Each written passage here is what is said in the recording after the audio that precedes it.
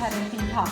យើងបានបែកគ្នាមួយរយៈតកតងទៅនឹងកិច្ចពិភាក្សាប៉ុន្តែនាងខ្ញុំជឿជាក់ថាបងប្អូនទាំងអស់គ្នាដែលតែងតែតាមដាននៅលើបណ្ដាញសង្គមរបស់ស៊ីជីតាតែងតែទទួលបាននូវការចែករំលែកផ្សេងៗតកតងទៅនឹងការចិញ្ចឹមអប់រំកូនដោយសារតែស៊ីជីតាកម្ពុជារបស់យើងតែងតែព្យាយាមរួមចំណែកនៅក្នុងការផ្ដល់ជូននិងចែករំលែកនៅវិធីសាស្ត្រពលឺផ្សេងៗជាជំនួយសម្រាប់បងប្អូនមេដាបេដានៅក្នុងការចិញ្ចឹមនិងអប់រំកូនជាពិសេសការឆ្លើយតបជាមួយនឹងកូនផងដែរស៊ីជីតាកម្ពុជាគឺជាកម្មវិធីសិក្សាបន្ថែមដែលយើងនាំយកវិធីសាស្ត្រមកពីប្រទេសជប៉ុនហើយយើងផ្ដោតទៅលើការអភិវឌ្ឍសមត្ថភាពខួរក្បាលនិងអត្តចរិតរបស់កុមារ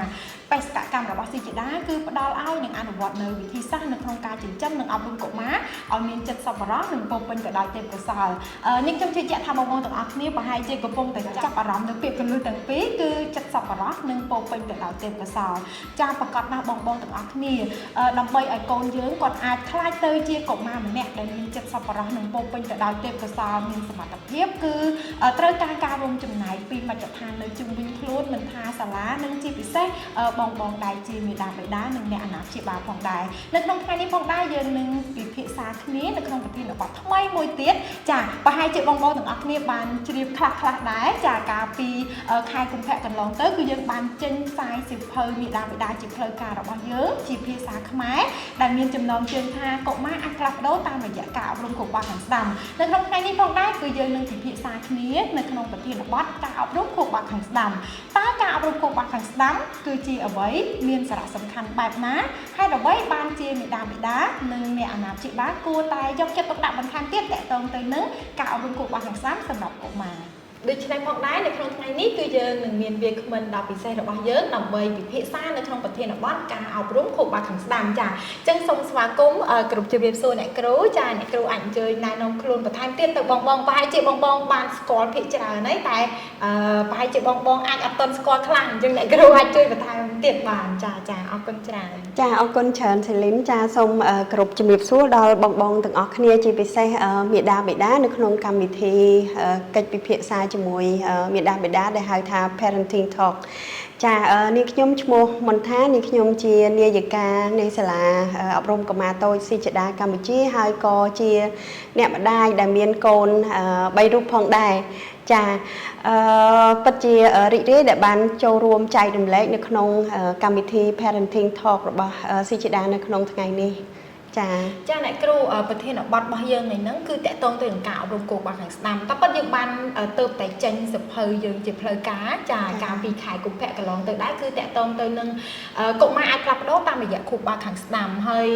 តាមពិតនៅមុននឹងក្រោយពេលដែលយើងចេញសភៅនឹងក៏ដោយគឺយើងនៅមានសំណួរផ្សេងទៀតជាច្រើនពីបងមេដាបេដាព្រោះអីជាទូទៅយើងធ្លាប់តែឮថា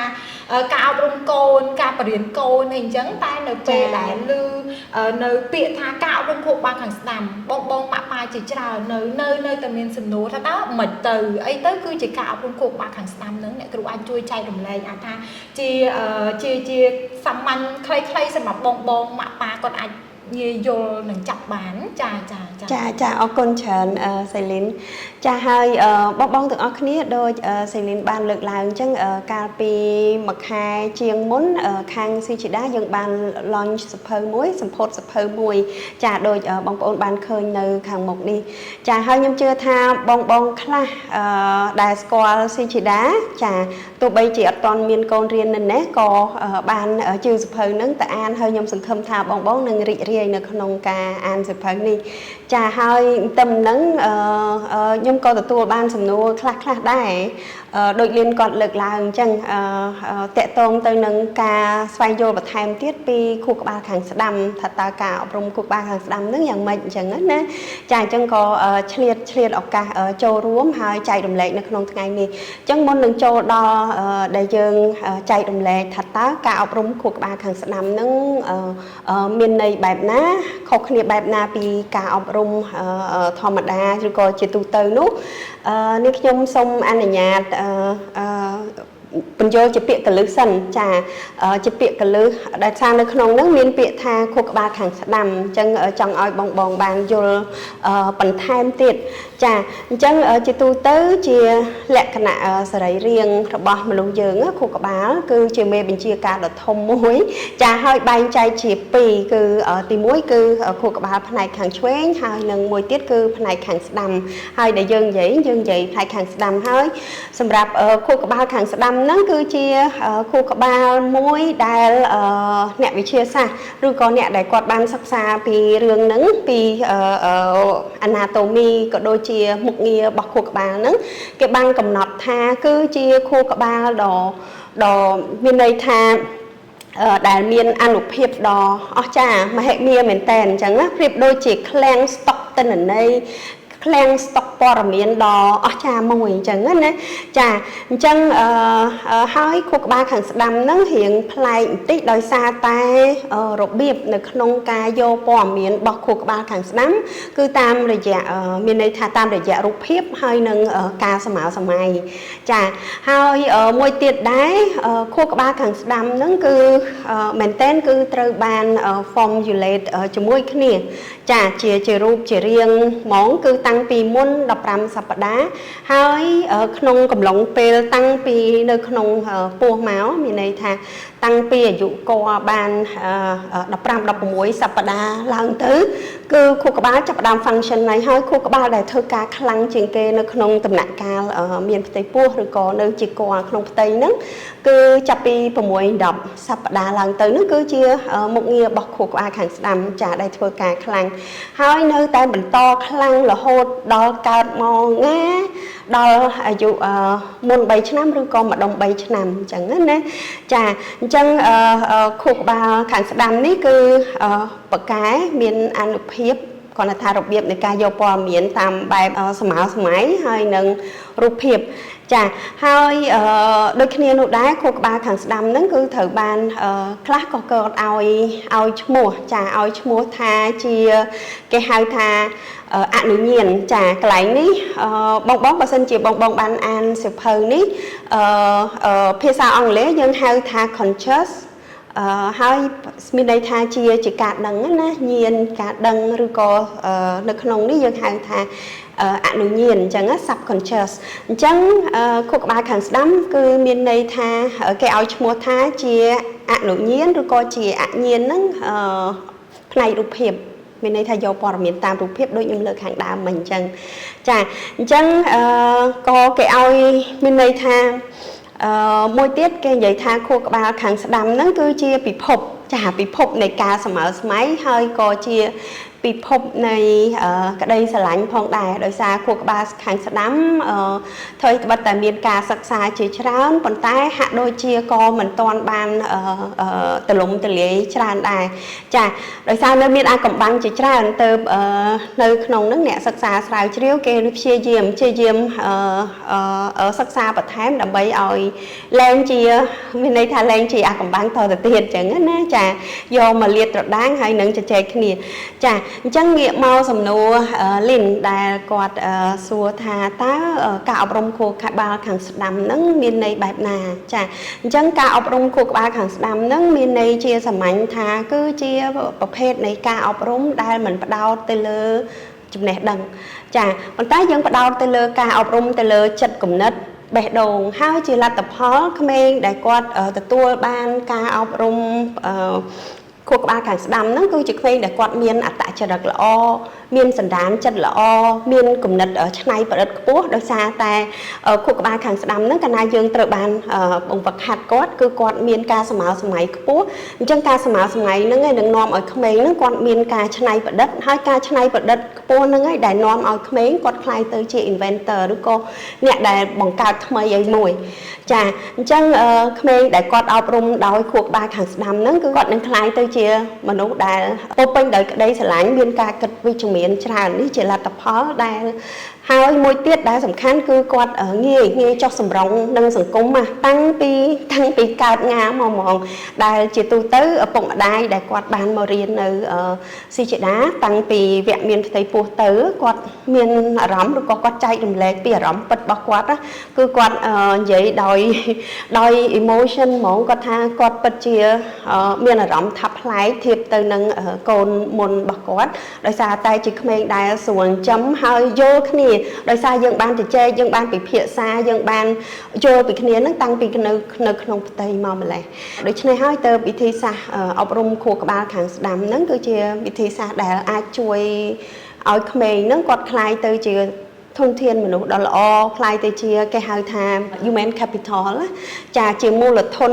ដ៏ល្អសម្រាប់មនុស្សជាតិព្រោះអីដំណាក់កាលនៃការអភិវឌ្ឍខួរក្បាលខាងស្ដាំហ្នឹងមានន័យថាត្រូវចាប់ផ្ដើមតាំងពីនៅក្នុងផ្ទៃមកដោយបានជ្រាបដោយបានជម្រាបជូនបងខាងដើមអញ្ចឹងចាអញ្ចឹងដូច្នេះហើយទៅយើងផ្ដោតទៅលើក្តីស្រឡាញ់យើងផ្ដោតទៅលើបំណិនជីវិតយើងផ្ដោតទៅលើគុណភាពជីវិតចាក្នុងនាមជាមនុស្សជាតិហើយដែលការអប់រំហ្នឹងគឺត្រូវចាប់ផ្ដើមតាំងពីនៅក្នុងផ្ទៃមកចាហើយដូច្នេះហើយទៅមានសំណួរបន្តទៀតដែលសួរថាចុះខុសគ្នាបែបណាពីការអប់រំទូទៅចាអញ្ចឹងដូចបងបានជ្រាបអញ្ចឹងការអប់រំជាទូទៅគឺផ្ដោតតែទៅលើចំណេះដឹងសម្រាប់ស៊ីជីដាដូចបាននិយាយខាងដើមគឺយើងអត់ផ្ដោតតែទៅលើចំណេះដឹងទេផ្ដោតទៅលើក្តីស្រឡាញ់ផ្ដោតទៅលើអត្តចរិតហើយផ្ដោតទៅលើគុណភាពជីវិតក្នុងនាមជាមនុស្សជាតិដែលក្មេងគាត់គួរតែទទួលបានចាសង្ឃឹមថាចម្លើយនេះអាចជួយដល់បងទាំងអស់គ្នាក្នុងការស្វែងយល់បន្ថែមពីការអប់រំខួរក្បាលខាងស្ដាំចាអរគុណអ្នកគ្រូអញ្ចឹងតាមអីដែលអ្នកគ្រូមានប្រសាសន៍មុនហ្នឹងការអប់រំខួរក្បាលខាងមានន័យថាការអប់រំខួរក្បាលខាងស្ដាំមកអ្នកគ្រូបានបញ្យល់បកស្រាយបន្ថែមទៀតដែរតកតងទៅនឹងខួរក្បាលខាងស្ដាំយើងហៅថាជាខួរក្បាលដែលមានអានុភាពដ៏អស្ចារ្យមែនទែនប៉ុន្តែនាងខ្ញុំនៅមានសំណួរខ្លះបន្ថែមទៀតដូចអ្នកគ្រូមានប្រសាសន៍ថាការអប់រំខួរក្បាលខាងស្ដាំគឺ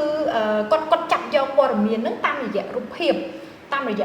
អញ្ចឹងបើឧទាហរណ៍តាំងពីដំណាក់កាលនៅក្នុងផ្ទៃហ្នឹងគាត់អាចចាប់យកព័ត៌មានទាំងអស់ហ្នឹងតាមរយៈរូបភាពដោយវិធីសាស្ត្រណាដោយរបៀបណាដែរអ្នកគ្រូចាព្រោះដំណាក់កាលហ្នឹងនៅក្នុងផ្ទៃមកមាននៅឡើយចាអ្នកគ្រូអាចបន្ថែមបន្តិចទៀតបានចាអរគុណច្រើនលីនចាបងទាំងអស់គ្នាមែនតើខួរក្បាលខាងស្ដាំគឺអាចយកព័ត៌មានបានតាមរយៈវិញ្ញាណទាំង5ចាវិញ្ញាណទាំង5ដូចគ្នាតែគ្រាន់តែថាវិញ្ញាណទាំង5ហ្នឹងតាមរយៈរលកសញ្ញាណ wave អញ្ចឹងនៅក្នុងដំណាក់កាលមានផ្ទៃពោះហ្នឹង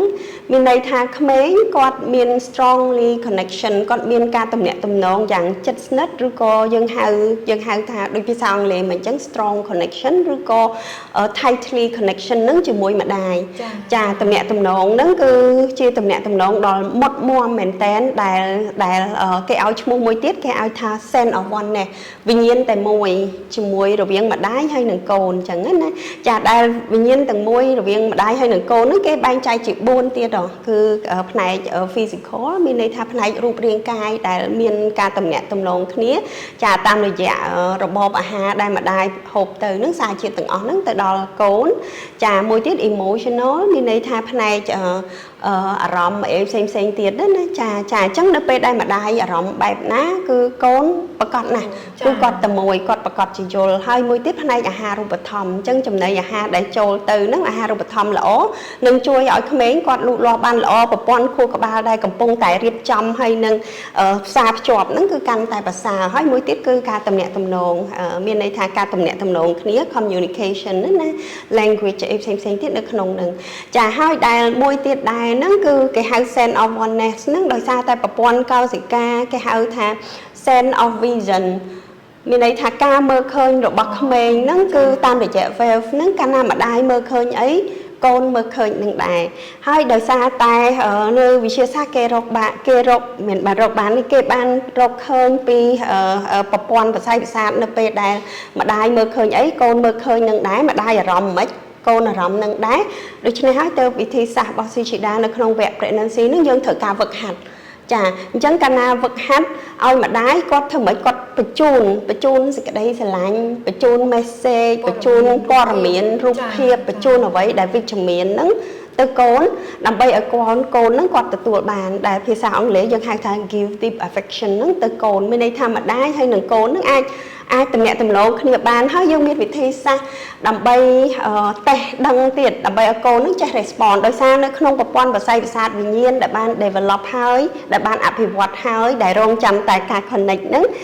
នៅក្នុងផ្ទៃហ្នឹងយើងមានមួយទៀតយើងហៅថា sense of response develop រួចហើយអញ្ចឹងយើងវឹកហាត់ម្ដាយដើម្បីឲ្យម្ដាយហ្នឹងគាត់ចេះ connect ទៅកូនទៅហើយគាត់ចេះឆ្លើយតបវិញទៀតឧទាហរណ៍ថា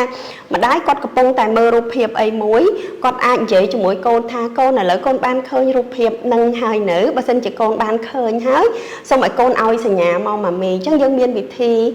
មានវិធីតិចនិចដើម្បីឲ្យអ្នកម្ដាយហ្នឹងគាត់អនុវត្តតាមរយៈការចុចកន្លែងនេះហើយតាមរយៈវិធីសាស្ត្រប្រមាណរោនដើម្បីឲ្យក្មេងហ្នឹងគាត់ចេះឆ្លើយតបនៅពេលដែលម្ដាយសួរគឺគាត់បញ្ជូនអារម្មណ៍ហ្នឹងហើយគាត់ចេះឆ្លើយតបធាក់មកវិញអញ្ចឹងណាចាអញ្ចឹងកន្លែងហ្នឹងដែលម្ដាយអាចដឹងបានថាអូកូនមើលឃើញដូចអ្វីដែលគាត់មើលឃើញដែរអញ្ចឹងណាកូនទទួលសារអ្វីដែលម្ដាយផ្ញើទៅមិនថារូបភាពការស្មើសម័យក្តីស្រឡាញ់ផ្សេងទៀតហ្នឹងគឺគាត់អាចទទួលបានហើយគាត់ដឹងតាមរយៈការ response របស់កូន